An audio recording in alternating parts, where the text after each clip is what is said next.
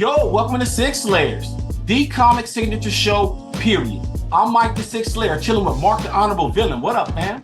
What's up, Mike? We got a tough talent to be with us today. This guy writes, he draws, he colors, he letters, he does the whole shebang, man. The whole shebang. Joining us today, we have comic book veteran Brandon Graham joining us. But before we chop it up with Brandon, please like, subscribe, hit the notification bell, and please comment. All right, our next guest brought back profit after Rob Liefeld. He has created multiple independent titles like King City, Moonray, and Rain Like Hammers. Ladies and gentlemen, of the Stash Land, we bring to you Brandon Graham. What's up, Brandon? How you doing? Gentlemen, thanks for having me on. Oh man, it's our pleasure, man. Let's get started. Let's just dive right on in. Since it's your first time, Brandon, we like to get our guests comic book origin story. In other words, how did you get your first gig in pro comics? Oh, it's been a while. I think my first stuff, I got published when I was a teenager through Antarctic Press, the guys that do Gold Digger and Ninja High School and all those kind of Texas manga books. But I sent out my artwork to just every publisher and every company that I could find an address for from about the time that I was 15, and then I finally got my first gig was a book called October Yen that came out when I was 19. Wow. And who gave you that first break? Who said, you know what, all right, kid, we'll give you a shot? It was Antarctic Press. It was an editor, Herb Millett, over there. And it was a crazy situation because in the middle of the book, it was like my first time dealing with deadlines, and I ended up I fell off a telephone pole that I was climbing out at one point. I was a teenager, and I ended up in a body cast for 3 months, and so the third issue ended up really late coming out, but eventually came out. Oh snap, man, that's wild. Okay, so us doing research on you, Brandon, we heard that you used to be into graffiti, graph culture, and so I just wanted to get your experience as far as like what appealed to you. What about graffiti culture appealed to you? I mean, at the time, it was just that I was grew up in West Seattle, and there was just no one around me doing comics, and all the kids that I grew up with were all doing graffiti. And so, they were into like Von Baudet comics, things like that, but it was mostly just like the characters so they could, paint them. And so it was just everything was around. And I did, it was kind of funny because I would do graffiti because I was hanging out with these guys, but then I would always be like, I'm a comic artist though, I don't do graffiti. And then by the time I got into comics, I'd taken on too much of that. And then in comics, everyone was like, oh, you're like a graffiti guy, So comics was always in your blood, it seemed. Oh yeah. I mean, both my parents are into comics and my older brother. And so it was just always around and always the thing I wanted to do more than anything. And just one more question, Mark. This is just fascinating. So who was like your biggest influence growing up? Because you wanted to go pro mad early. Oh yeah, I mean, there's a bunch of guys. Probably Mobius is the guy that for me was the biggest guy. But I'm kind of all over the map. Like I like American comics and underground American comics and manga and European comics. So kind of guys from all over. Brandon, can you tell us what it was like reviving Rob Liefeld's Prophet? Was Liefeld involved in any way? Yeah. That was an interesting job. It's a lot to tell there. Basically Image wanted to relaunch. Originally, if I remember right, they pitched it to James Stokoe, and somehow it ended up on me. And I remember they offered it me at a convention. I was just out eating with Eric Stevenson, the publisher, and he was like, "You want to do Prophet?" And I remember being like, let me think about it. And I just walked around the convention to try to think like what I would even do with that. And I ended up getting into a conversation with Eric Larson, the Savage Dragon artist. And he was like, you got to do it like Commandy. And I'd heard of Commandy, but since I didn't grow up in the 60s or whenever that came out, I hadn't really run. So I was like kind of just poker facing it like, yeah, sure, I'll do it like Commandy. And then immediately went home and was like, I have to read every issue of this so I actually know what he's talking about. And I liked it a lot, but I was kind of like, you can't really, I don't want to like try to do a Jack Kirby and fail. So right. I ended up going more with like a science fiction Conan thing with it.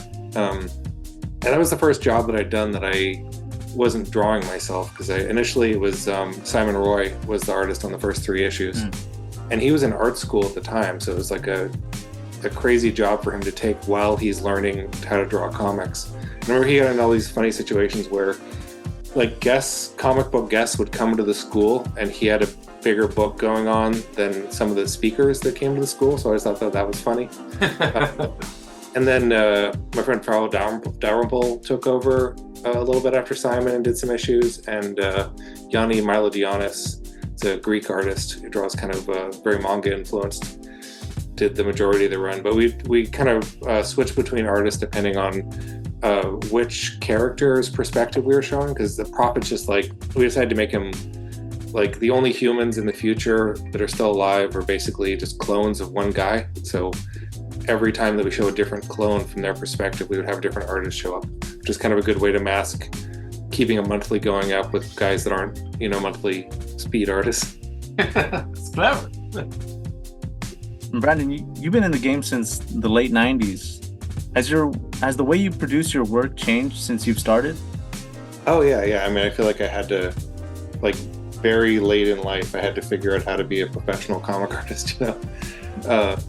Yeah, so I'm much more 9 to 5 about it these days. Like I have a set schedule every week, and I for years it was always just like, a page will take however long it needs to take. And so a lot of my earlier stuff, like King City, had these like incredibly elaborate cityscapes where I would just be hiding a million things in the background. And that was really fun, and I'm glad I did that. But there's a certain, like, these days I'm much more like cognizant of getting work actually out, and kind of stripping down the process and figuring out what's kind of worth the time. Now, is this process, is it still traditional art, or do you incorporate digital apparatus in your production these days? How has that evolved over time? Yeah, I mean, it's I still draw on paper. A big part of that is, like the walls behind you, just like selling the originals, and also I like the fear of making mistakes. So you try to I feel like it's too easy in digital to be like, oh, did a line wrong, do it again. Get the line wrong, do it again. And I really like being like, I better get this line right, And but I color everything in Photoshop, and I even do a lot of lettering in Photoshop now, just because a lot of it, I realize that the finished book is kind of the thing that matters, and so the more I can kind of control exactly how it looks, the better. Now, Brandon, you mentioned that you have a big manga influence, big manga fan. How did you get in the manga space with Tokyopop? Oh yeah, that was kind of the first. Tokyopop was kind of the first time that I was able to actually like live off of comics, and I actually got in through Becky Cloonan was doing a book there at the time. She's doing a pirate manga, and I knew her through this. There's kind of an artist collective that were all kind of school of visual arts in New York students that I became friends with. I didn't go to art school, but I was around that whole crew, and it was guys like Farrell, who I worked with on Prophet, and like James Jean, who does a bunch of paintings and is making more money than everyone now, and John Perpick, who went on to do Adventure Time, and like that whole crew, and Becky was part of that. And so and a really nice thing of that is we were all kind of like helping each other out. When someone got work, we'd always try to bring in a couple other people. It made me really aware of how many like me and my friend Farrell would always joke about like how any editor liked one of our art, they'd hate the other one. So like after a while it got kind of ridiculous where one of us would get a job and be like, well, they're not talking to me then. All right, so Moonray Volume 2 just released. For the people that bought Moonray Volume 1, what good stuff should they expect? Oh, I mean, Volume 2 I think is kind of a leg up on the first one, because there's a lot of it's a weird series. I guess I'll give a quick rundown of it started out as a video game. I would put out these hardcover editions of it, but it started out as a video game, and they basically came to me and said, here's a trailer for the game and some really rough ideas. Can you flesh out the universe for it? And so, so I'm just doing these comics to kind of figure out what the world is like, and then the game designers just take things from the comic. It's kind of backwards how most video game comics work, where normally it's like there's a video game and you're just like sticking to all the things that exist in it. But with Moonray, they're really just like letting me just run wild and just pulling things out of it, being like, this will work for a level in the game. And the second one I got to get a lot weirder. Like they go into a living city, so it's like the idea of like what it would be like, because everyone in it's kind of made out of this material called neum that's like sentient clay essentially. And so the idea is that you can build anything out of it, so you can have a tank that's alive. And so I kind of went all out and was like, what would a whole city that had a personality be like if you went into it? And so I got to explore that, and it did some weird artistic techniques in it. I started. It sounds like a bad idea, but I think it worked okay. Where I started mixing photography and some of the, like, here's an example of a sky that's a photograph. Oh wow! Okay. And me and the publisher, Sean, the publisher of Living the Line, had to develop these different techniques so it printed right, because I was taking really old photographs that had these kind of dot tones on it, and they can it's called a Moonray effect, where the dots can kind of overlap each other and it can look really weird. So he created all these printing techniques to stop it from falling apart like that. Wow. Yeah, I don't know how much you can see this, but I was doing a lot of weird collage stuff that I hadn't quite done. A lot of different textures. I thought that skyscape was actually, I thought it looked kind of almost like a watercolor from here. That's crazy. Yeah, it's a weird mix. You can do a lot. You can do a lot in collage and print that I guess that's kind of going back to my technique. There's a lot of stuff I'm learning that you can do through mixing mediums that's changed a lot in my work over the last couple of years. Brandon, how much are the game developers basing the game off of your character design?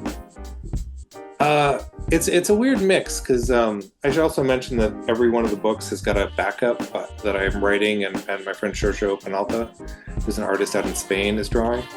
And he has this like crazy detailed, like Jeff Darrow style. And he's actually the art director of the video game. So a lot of it's kind of looking more his style. And we also talked a lot about like what works in a game, because right now it's like a player versus player, like Street Fighter style game. And so a lot of the stuff in the comic where they're like just exploring weird environments isn't going to work in like a Street Fighter style game as much. So like Sergio has all these ideas of like he bulked up a lot of the characters so they look like they can fight more than in the comic. So it's interesting. I'm curious to how people will react to it when they see both versions of it, because there's some of the same characters show up and it kind of have different iterations. Brandon, I also wanted to ask you, which one of your works do you get the most fan reaction from, and why? It's probably a bit between King City, because that one is the kind of my breakout book, and Prophet, just because Prophet, I did for 5 years, and it was closer to the superhero world, so people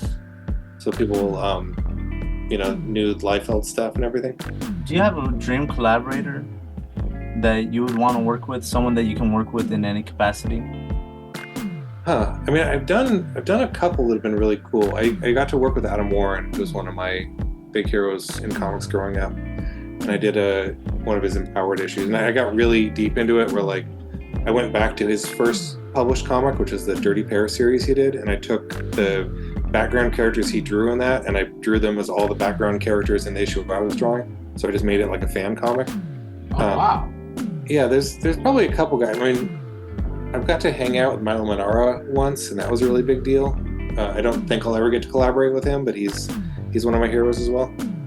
But yeah, I mean, I guess Manara is probably the number one guy that's not happening. Apparently, he's doing a Sin City book. Really? I didn't know that. Yeah, they released a teaser image for it. Yeah, but I'm not sure when that's going to come out, though, honestly. Yeah, I think there's a bunch of stuff happening with the Frank Miller publisher. I don't know if they're still doing stuff or not. But... Well, Brandon, you've been a part of pretty much every aspect of comic book production, from letters to coloring to writing to the art. What influenced you to learn the various aspects of cartooning? I mean, I think part of it is just wanting to not have to rely on other people. I mean, and that's, I mean, the reality is that you kind of have to rely on other people because you're not going to go and staple every book yourself and do all the printing and everything. But I like being able to, I mean, even in the last couple of years, I've figured out a bunch of stuff about printing and production of the books to make it so I can make the people I work with jobs a little easier. So that's a big part of it too, is I want to be able to it's like if I'm devoting my whole life to this as a career, I want to be able to step in and kind of know what every aspect of it is. And it's been really fun. Like, I've been dabbling a little bit more in recent years with just doing side things. Like I just lettered a friend's comic a couple years ago called Bolero. It was an image book. And that was such an interesting experience just to only focus on that aspect. And I've done just logos for a couple books as well.